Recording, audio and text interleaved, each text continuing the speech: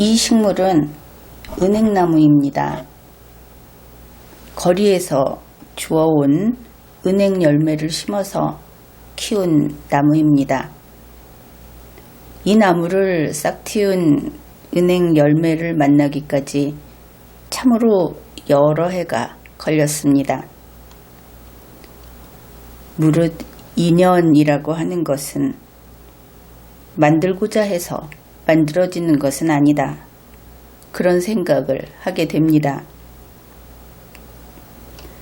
실제로 인연을 거슬러 올라가 보면은 참으로 많은 비껴감이 있고 영영 서로 닿지 못할 뻔한 그런 멀어짐이 있다 하는 것이죠. 그 이야기를 해보기로 하죠.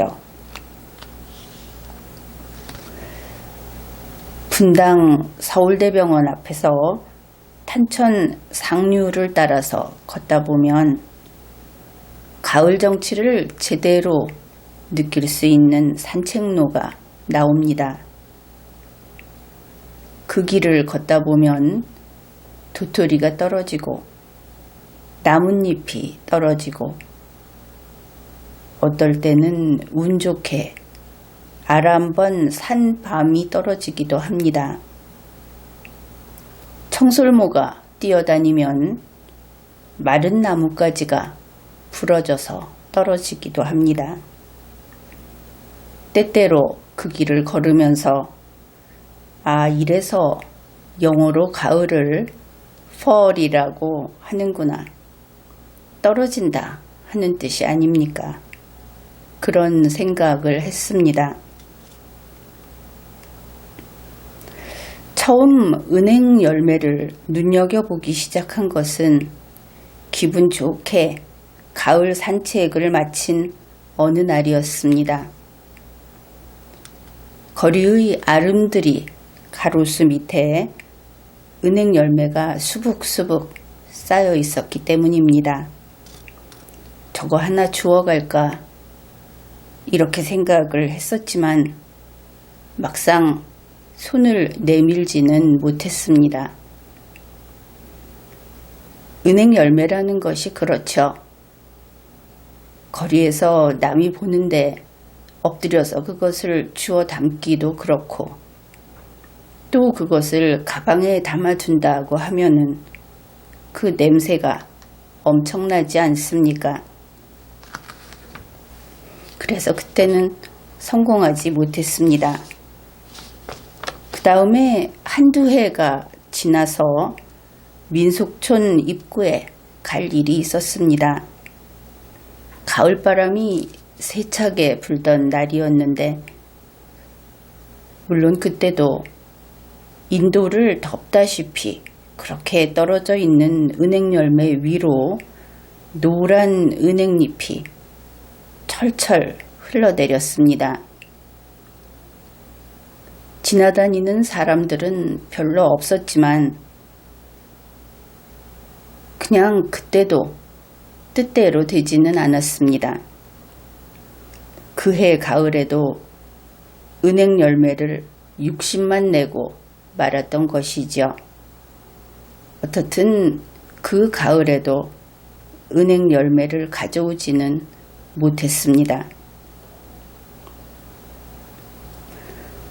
그 다음 해 가을 어김없이 은행 열매가 떨어져 내렸습니다.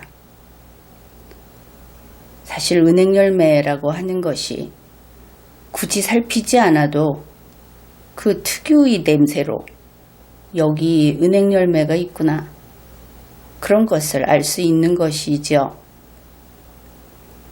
그런데 그 은행의 계절이 다 지나도록 그냥 은행나무길을 지나가고 그렇게 보냈습니다.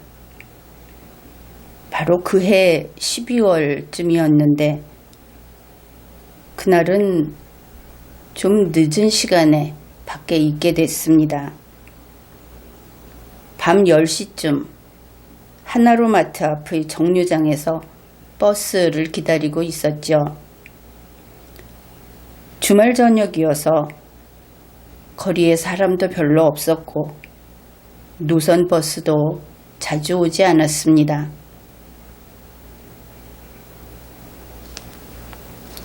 그때 우연히 정류장 근처에 있는 가로수를 올려다 보았습니다. 잎이 다 떨어진 가로수 가지 끝에서 은행 열매 몇 개가 바람에 흔들리고 있었습니다. 수분이 다 날아가 버려서 작은 곶감처럼 납작해진 은행 열매였습니다. 이거라면 되겠다 싶어서 마른 열매 2알을 따서 티슈로 2~3번 감쌌습니다. 그리고 보니 악취도 거의 나지 않았습니다. 이렇게 가져온 은행 열매를 대형 사각 화분 귀퉁이에 심었습니다. 이미 때늦은 12월이었고 벌써 겨울이 돼서 고생을 너무 많이 한 열매였기 때문에 별 기대는 하지 않았습니다. 그런데 식물의 생명력은 대단한 것이죠. 이듬해 봄에 열매 2개가 모두 싹을 틔웠습니다.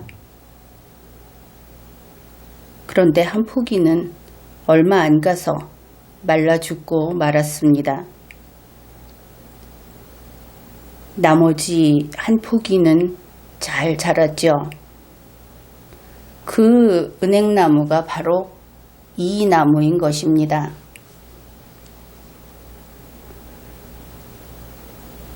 참으로 신기한 것은 키 작은 어린 나무에 마치 큰 은행나무하고 똑같이 그렇게 같은 크기의 은행잎이 돋아나더라 하는 것입니다. 그래서 이 나무를 새로운 화분에 옮겨 심었습니다. 한 귀퉁이에 있던 것을 그래서 집 한 채를 새로 마련해 준 셈이다. 그렇게 말할 수 있겠죠.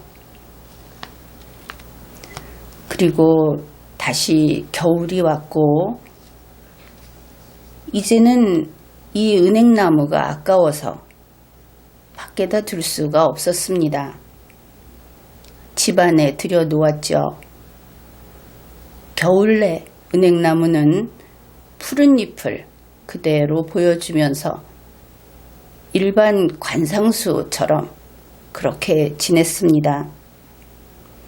그러다 보니 새 봄이 되도록 은행나무는 낙엽을 만들지 못했습니다. 자연 상태에서는 그렇게 아무도 신경 쓰지 않아도 낙엽을 만들고 그러니까 은행잎이 노랗게 돼서 떨어지고 이런 과정을 거치는데 실내에서는 그것이 안 되었던 것이죠. 그렇지만 그것 나름대로 나무를 기르는 사람은 즐겁기만 했습니다. 2년생 은행잎이 어떻게 살아갈지 궁금해하면서 3월 하순에 이 화분을 베란다로 내놓았습니다. 그런데 자연에는 예외가 없는 모양입니다. 겨울 동안 잘 지탱해온 은행잎이 불과 며칠 사이에 말라서 떨어져 버렸습니다. 다른 나무들은 이제 다 새잎이 돋아나는 봄에 이 은행나무는 마치 가을인 것처럼 그렇게 낙엽이 져버린 것입니다. 그리고 잎이 없는 채로 민둥나무가 돼서 봄을 다 보내고 여름도 한참 진행이 된 뒤에 비로소 새 잎이 돋았습니다. 잘 모르고 그리고 너무 아끼다 보니까 이런 일이 생겨버린 것이죠. 그런데 이와 같은 일은 그해 겨울에도 반복되고 말았습니다. 이 나무가 얼어 죽으면 어떡하나. 그래서 또다시 집안에 들여놓았기 때문이죠. 이렇게 계절을 맞추지 못하고 2해를 보낸 은행나무는 가지도 제멋대로 자라나고 그러다 보니 키보다 옆으로 뻗어나간 가지들이 더 긴 보기 안 좋은 그런 나무가 되고 말았습니다. 마치 아이를 응석바지로 오냐오냐 하고 키워서 빗나가 버린 그런 경우하고 같다. 그렇게 볼 수 있겠죠. 그래서 분재 가꾸기 영상을 찾아보니까 마침 나무 가지치기를 다룬 것이 있었습니다. 그런데 그 사람들은 참 배짱이 두둑했습니다. 나무를 뽑더니 뿌리도 그냥 척척 쳐내고 가지도 삭발하듯이 그렇게 잘라내는 것이었습니다. 그런데 사실 은행나무를 기르면서 문득문득 이런 생각을 하곤 했죠. 밖에 있는 은행나무는 다 거목입니다. 키가 아주 크게 자라는 그런 나무인 것이죠. 그래서 화분에 심은 이 은행나무가 크게 자라게 되면 결국은 집에서 기를 수 없을 것이다. 그런 생각도 했습니다. 그래서 이왕 그럴 것이라면 차라리 지금 용기를 내서 가지를 자르고 그렇게 작게 기르는 게 낫겠다. 그래서 오래 같이 살면 그게 이 나무에게도 좋지 않겠는가. 그런 생각을 했습니다. 그래서 작년 여름 이 은행나무의 뿌리와 가지를 잘라냈습니다. 실제로 이 나무의 키는 원래 있던 키보다 거의 절반 그 정도로 작아졌고 가지는 보다시피 이렇게 다 쳐내고 없는 이런 상태로 잘라냈습니다. 영상을 보고 그 사람들보다는 그래도 사정을 봐줘가면서 잘랐다 이렇게 생각을 했는데 효과는 금세 나타났습니다. 나무를 가지치기 하고 일주일이 채 지나기 전에 그렇긴 해도 제법 곳곳에 수북하게 달려있던 초록색 은행잎이 다 떨어져 버렸습니다. 뿐만 아니라 가지를 잘라낸 이런 단면들, 이런 데가 하얗게 말라버렸습니다. 은행나무는 분명히 나는 죽었다. 이런 표시를 하고 있었던 것이죠. 그때는 참 당황스러웠습니다. 후회도 했죠. 결국 다 내 탓이다. 내가 몇 년이나 자란 나무를 죽였다. 이렇게 생각을 했습니다. 그리고 계절은 멈추지 않죠. 나무는 그렇게 말라버렸고 가을이 오고 또 겨울이 왔습니다. 이번에는 내심 죽은 나무다. 이렇게 여기고 있었기 때문에 겨울 내내 베란다에 그냥 놔뒀습니다. 그리고 바로 버리기는 아쉬워서 봄까지 기다렸다가 뽑아버릴 작정이었던 것이죠. 그런데 올 3월 초 세상이 다 칙칙한 잿빛이었던 이 3월 초에 죽었다고 생각했던 나무에서 뜻밖의 이렇게 새잎이 돋아난 겁니다. 아주 싹이 두툼한 것이 잘 자랄 것이다. 그렇게 보이는 그런 새잎이 돋아난 겁니다. 게다가 추운 겨울을 밖에서 보내고 원래 온대지방 나무인 은행나무가 저 스스로 겨울을 이겨내고 이렇게 정상적으로 봄에 새잎을 돋아나게 하는데 성공한 것이죠. 좀 과장하자면은 뛸 듯이 기쁘다. 이런 느낌이 듭니다. 이 표현은 이럴 때 사용하는 것이다. 그런 것이죠. 사실 은행나무를 보면서 내가 잘했다, 잘못했다.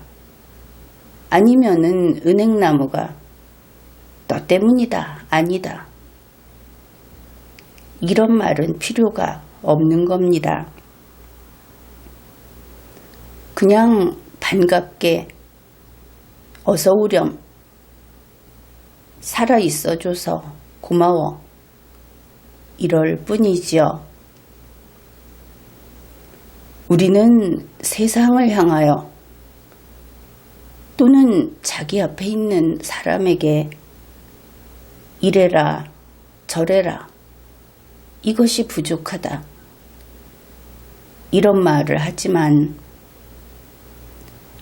우리의 한결같은 진심은 당신이 살아있어줘서 고맙다 이것입니다. 여러분 모두 건강하고 활기차게 그리고 오래오래 행복하게 살아가기를 바랍니다. 지금까지 리걸마인드 연구소였습니다.